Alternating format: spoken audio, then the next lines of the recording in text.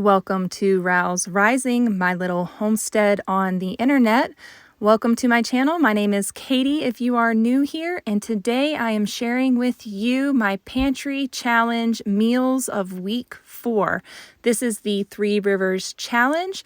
Jessica has so graciously extended this challenge to so many of us YouTubers to expand the homesteading, homemaking community, and I happily joined in on it. If you are into meals made from scratch and prepping your pantry, stocking up food, and all things natural living, go ahead and click subscribe. I would love to have you a part of the Rouse Rising family.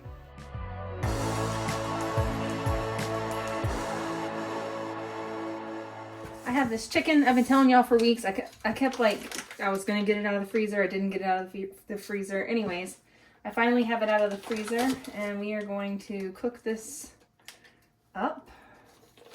It's got all the gizzards and everything in there, the liver, the neck. We don't want to cook any of that with the chicken though. Okay, I'm gonna put the chicken in there, breast side down, just because that's how I like to do it.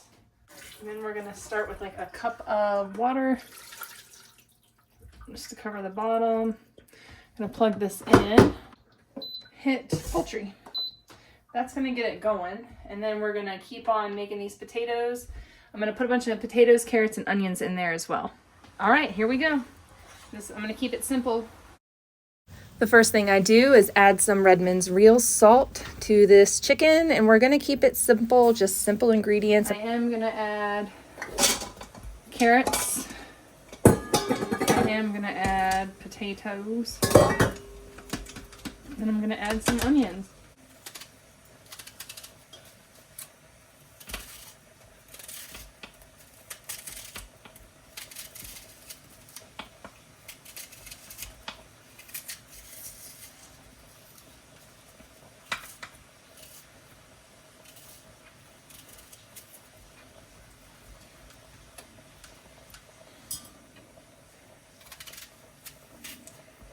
And then once this chicken cooks and we take all the chicken off the bone, off the carcass, we're going to put the carcass back in the Instant Pot, and we're going to cook it and make broth.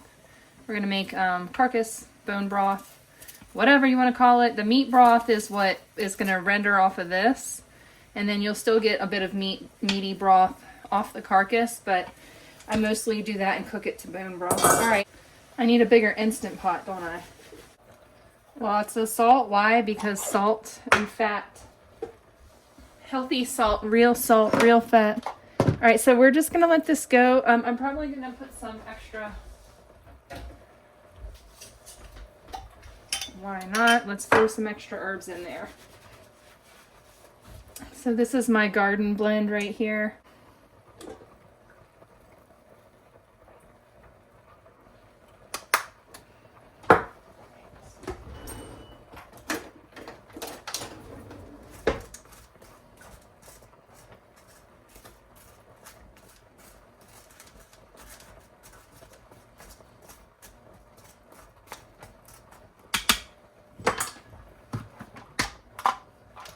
Make sure that your rim is sealed all the way around. Then we close her up. Make sure it's sealed. This is on. This is going to go for 15 minutes, but I'm going to let it cook longer than that. It's going to pressure cook for 15 minutes, and then it's going to cook on low for a long time until we're ready to have dinner. So it is noon now, so it's basically going to pressure cook and slow cook till about 3 p.m. or so, and then we'll have dinner then. All right, this is the chicken. We're gonna let it cool off and debone it. We're gonna fish out the rest of the vegetables. I've got some of the vegetables over here for the kids with butter on them already to go. They're herbed vegetables with salt and butter. So that's dinner tonight. Chicken and vegetables. So we'll throw the carcass back in there and make broth.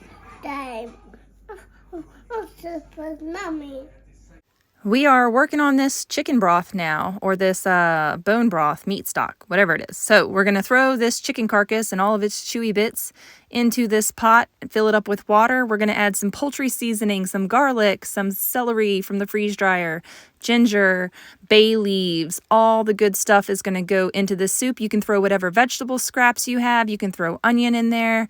We've got some peppercorns in there, all the things to add flavor. I check my seal. I'm going to make sure that, actually, I'm not going to pressure cook it. I'm just going to slow cook this now overnight. So I'm going to set it up for many hours. And then in the morning, I'm going to stir it and restart it again and slow cook it some more. So that's just, you can pressure cook it. I do that too sometimes. But on this night, I'm just going to let it go and slow cook. And then we're going to go from there. Put this broth to bed.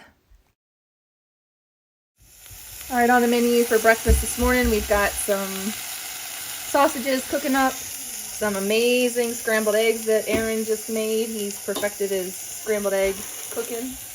And then I made the kids toast to start them out with, just to keep them happy and tied over while they craft. But we also now need to get the table cleaned up so we can eat breakfast. Mainly we made toast to keep him happy, but also made the other kids some toast because he claimed the whole plate of toast as his. Nobody else is allowed to eat that. So that's his and that's ours? I mean, if he gave you a piece and he didn't yell at you, if you took a piece and he didn't yell at you, then I guess you got away scot-free.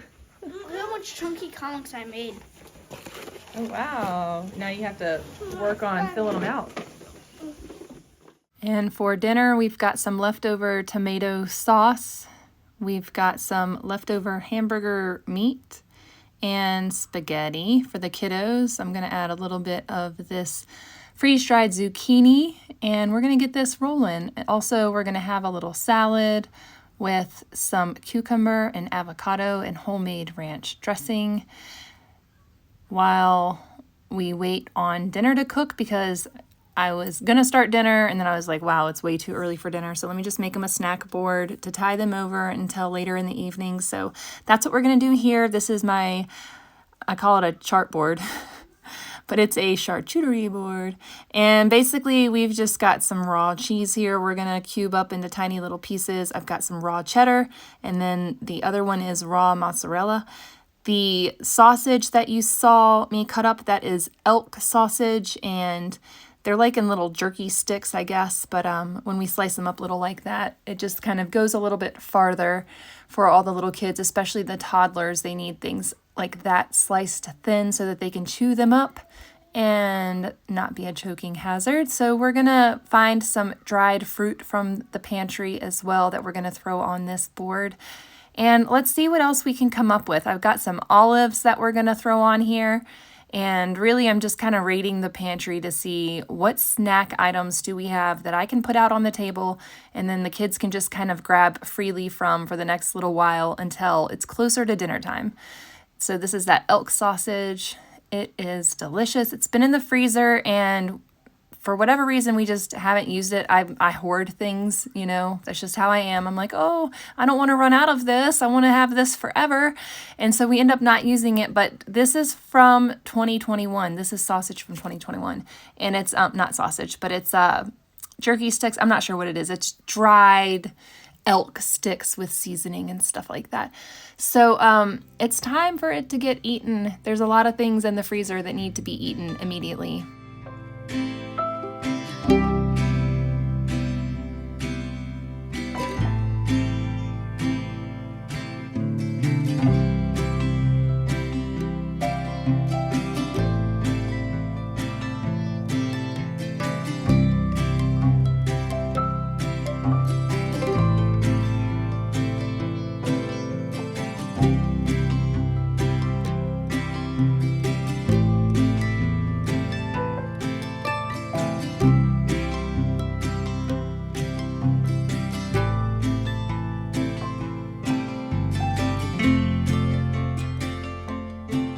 Next up, we are going to make our banana sheet pancake. This is a recipe that I share on my channel in a short, and it's it'll fill up a large sheet pan and a smaller sheet pan if you make it as my directions call for. So I'm just going to make enough today to fill up one large sheet pan. And these bananas that I have came from a stash of bananas that Aaron got from the grocery store, and he sliced them all up and put them in a bag, and they sat on the counter and produced some juice.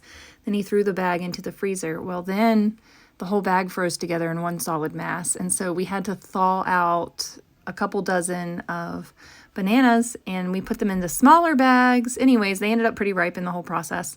And so now we are using them for banana pancakes, banana bread, banana muffins, you name it. That's what we're using them for.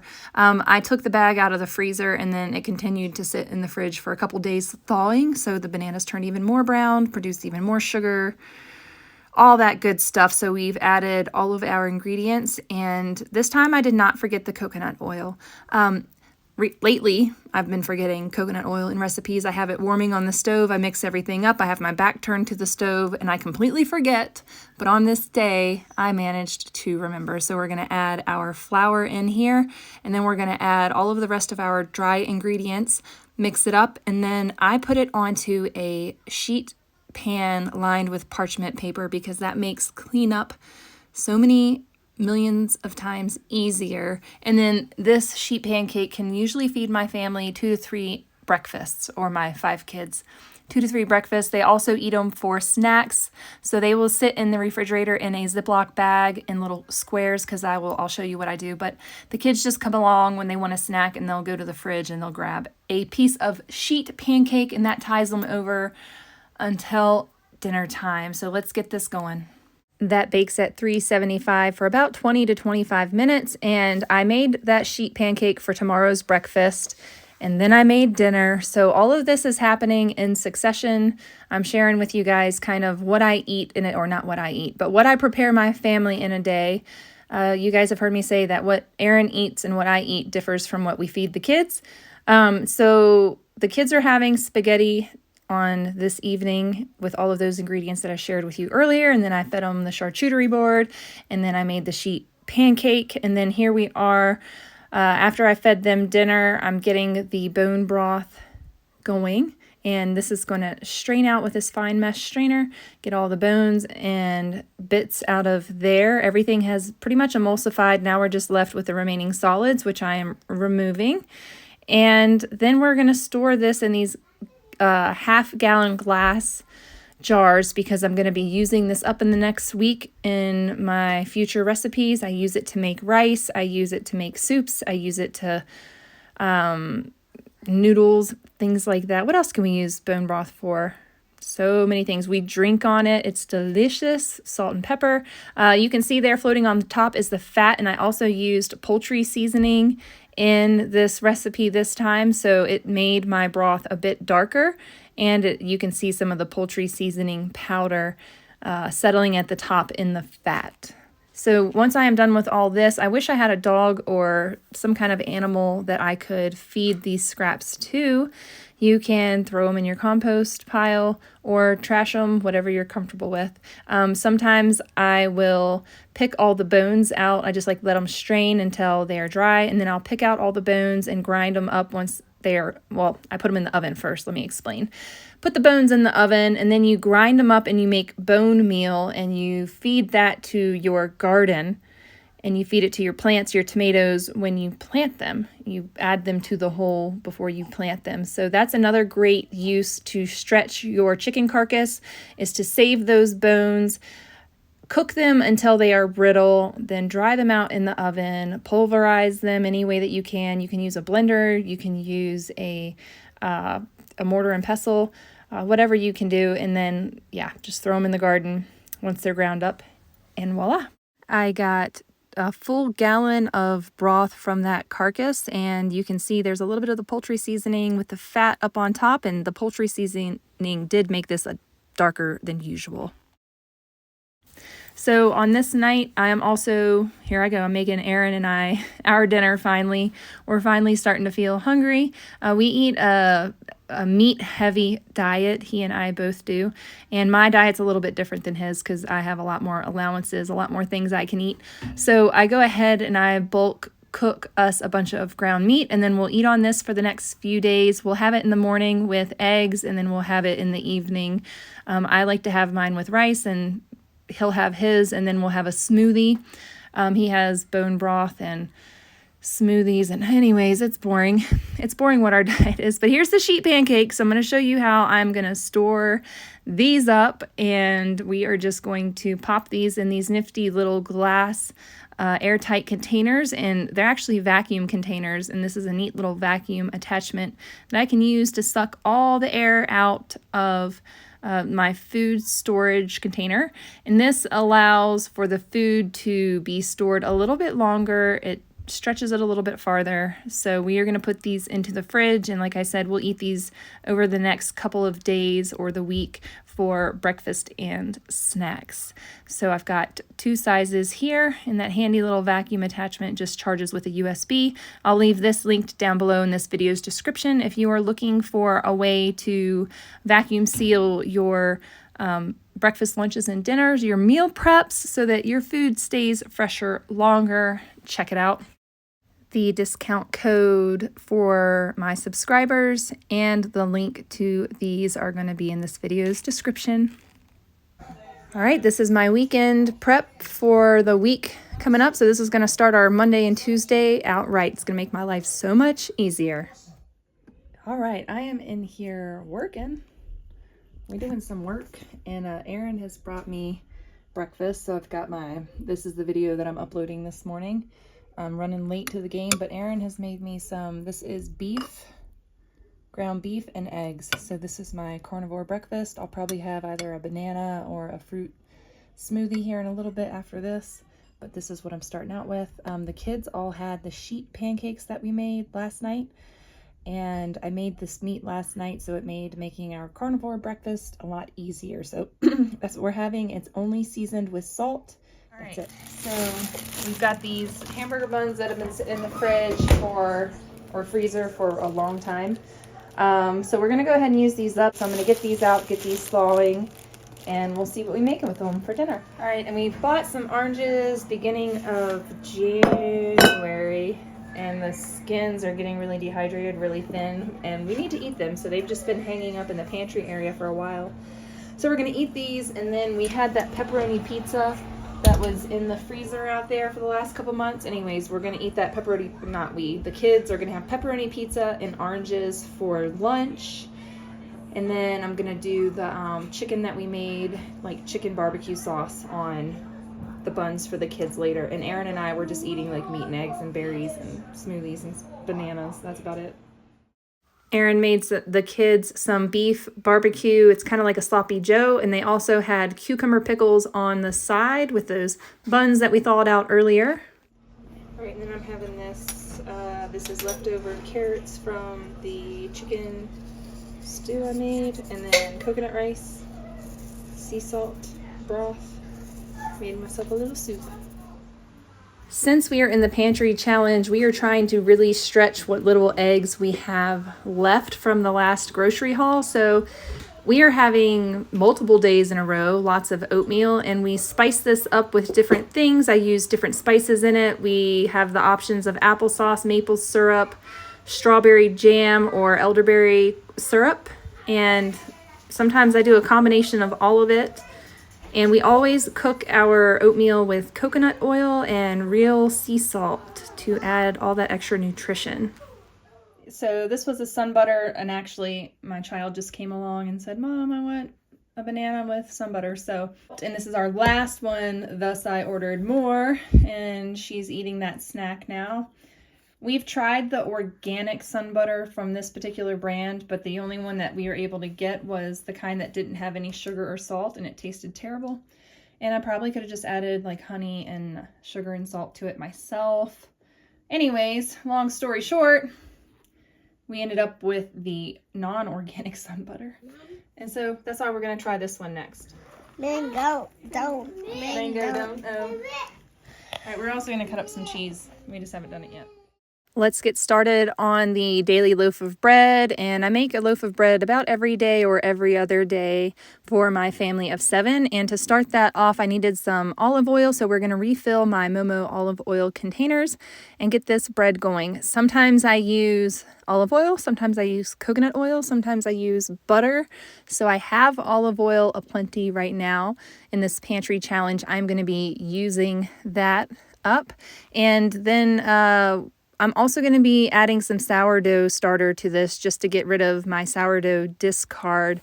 And it actually makes a really lovely loaf of bread when we combine the sourdough starter and a little bit of commercial quick yeast to the bread machine. It makes a delicious sourdough loaf. You can also, of course, you can make a traditional sourdough loaf in the bread machine. I have that shared with you guys as well.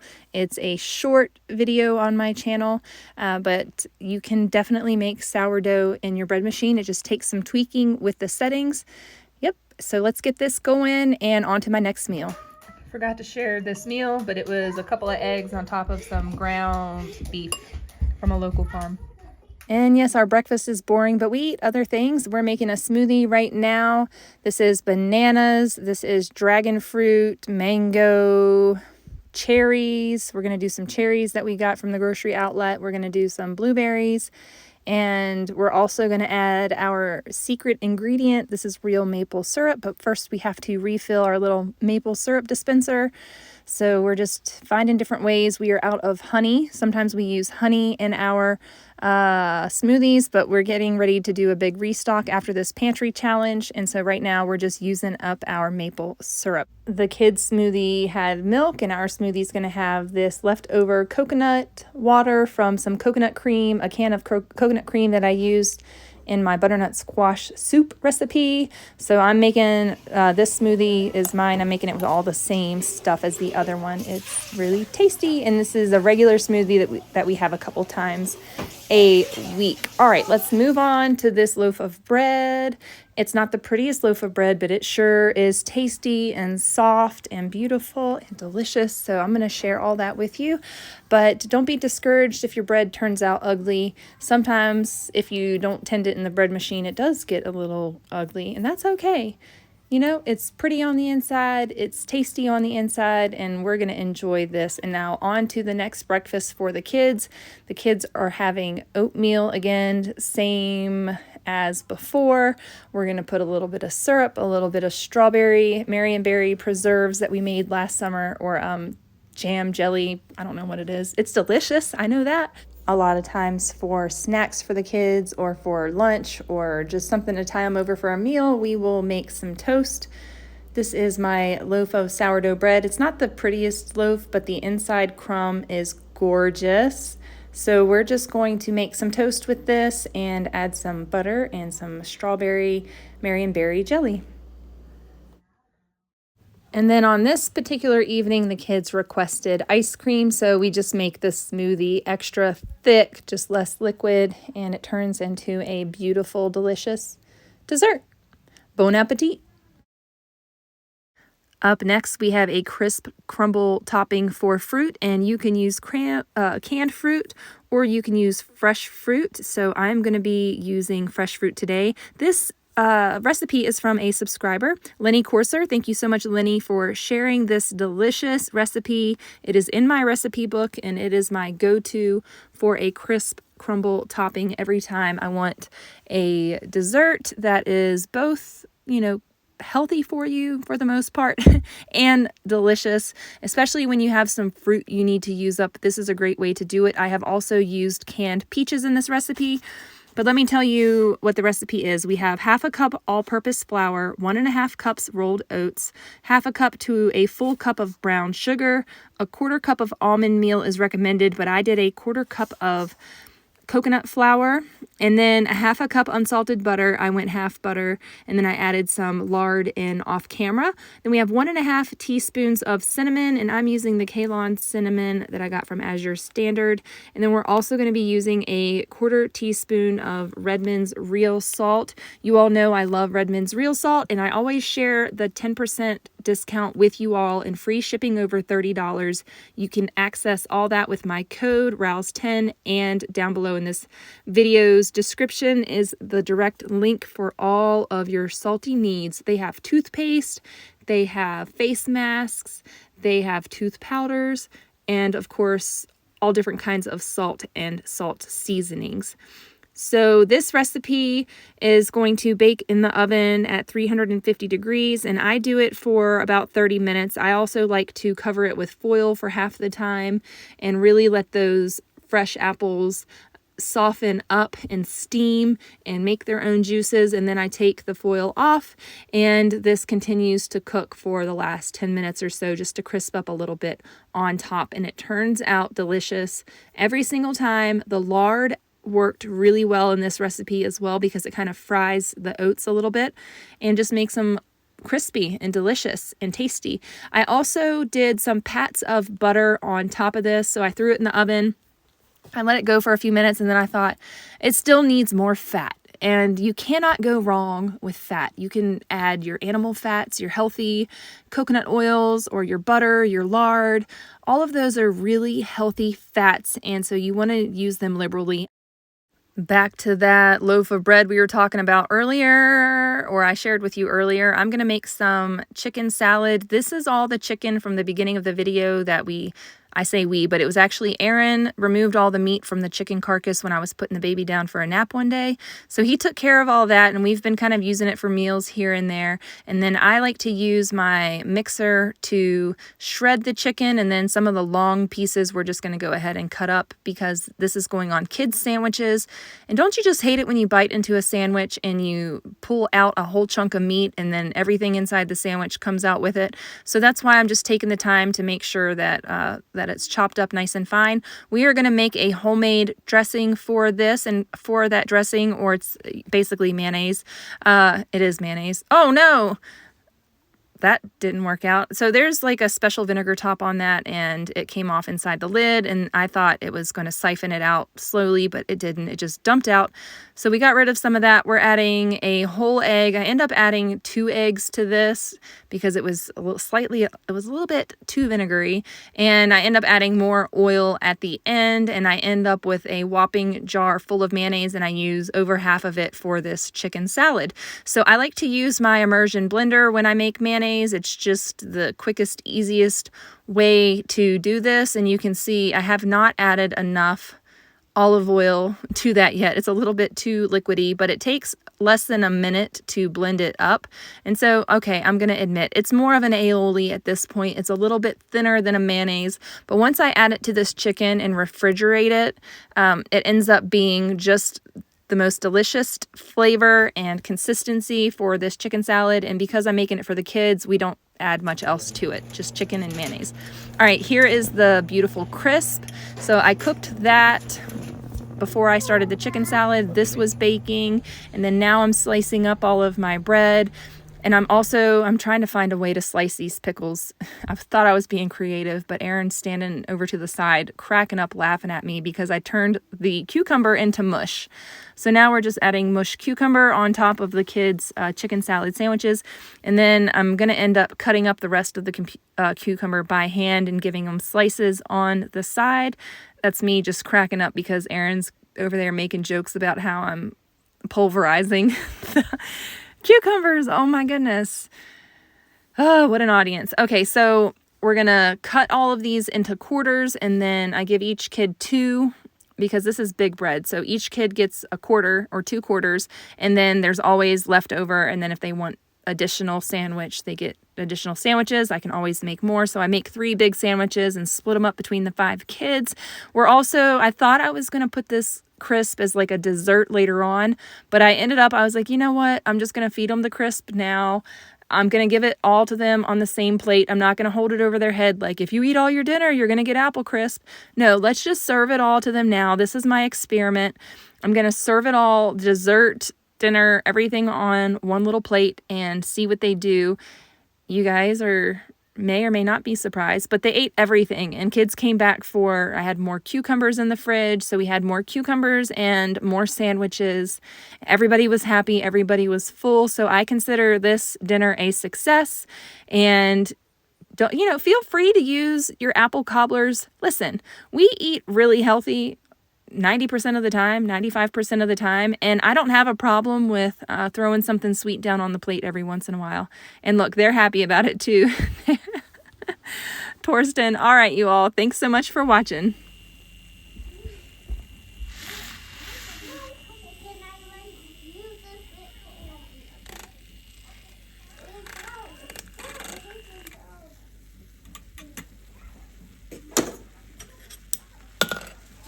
Sauna time.